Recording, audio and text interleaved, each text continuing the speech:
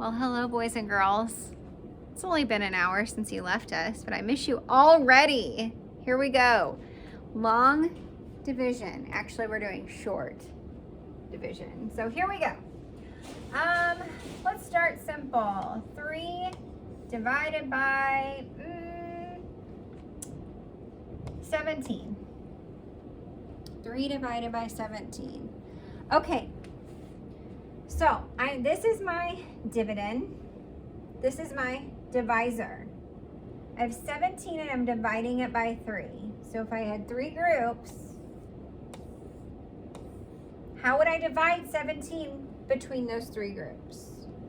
1, 2, 3, 4, 5, 6, 7, 8, 9, 10, 11, 12, 13, 14, 15, 16, 17. Oh, I don't have 3 left over.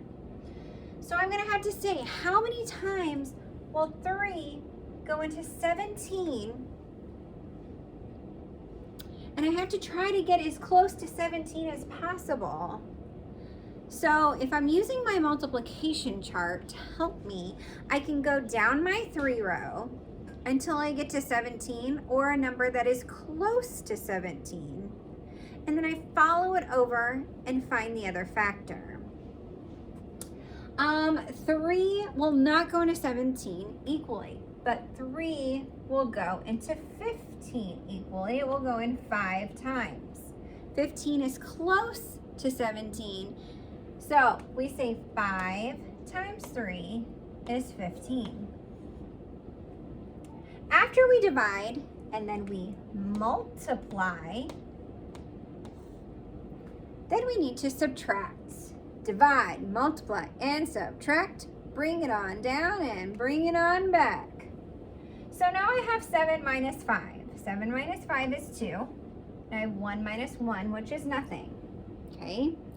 I have no more numbers over here to bring down. So my problem is pretty much done. I need to see, will 3 go into 2? 3 will not go into 2. That's right, Gabriella, because 3 is bigger than 2. So 3 cannot go into 2. So we just called this a remainder. So our quotient is 5 remainder 2. Let's try something else, shall we? Let's do 48 divided by 2. 48 is our dividend. 2 is our divisor, and we want to find the answer, which is the quotient. Okay, so my first question I always ask myself, will 2 go into 4? That's right, DJ, 2 will go into 4. So we need to find out how many times 2 will go into 4. So you go down your 2 row until you see 4, and you walk it over and find the other factor. All right, 2 times 2 is 4. So we divided, then we multiplied. 2 times 2 is 4. And now we subtract. Divide, multiply, and subtract. Bring it on down. Bring it on down. We have to bring this number down. Divide, multiply, and subtract. Bring it on down, and then bring it back to our divisor. So we have to go back to our divisor, and our divisor, we have to ask that question again, all the way from the beginning. That question is, how many times will 2 go into 8? We started with how many times will 2 go into 4, and now we have to find out how many times 2 will go into 8. Well, if you don't know how many times 2 will go into 8, then you have to go down your multiplication chart, till you see 8, and follow it over until you find the other factor, and that would be 4. Okay? 2 will go into 8 4 times. 2, 4, 6, 8. Oh, how many fingers is that? 2, 4, 6, 8. 2 will go into 8 4 times.